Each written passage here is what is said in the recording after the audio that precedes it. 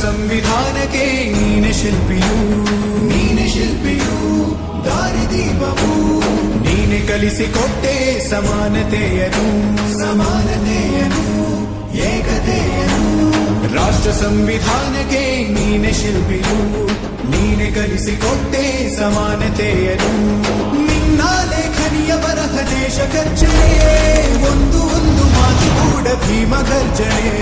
ನಾಯಕ ನೀನು ಭೀಮರ ಮಹಾನಾಯಕ ನೀನು ಭೀಮರ ನಾಯಕ ನೀನು ಭೀಮರ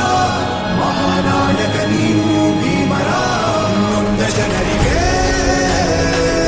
ನೀ ದೇವರೋ ಜಗ ಹೇಳಿದೆ ಜೈ ಭೀಮರ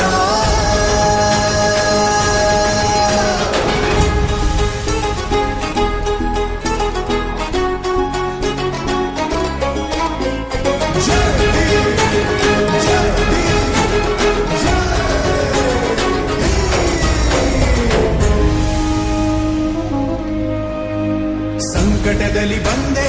ಆಗಿ ಆಧಾರ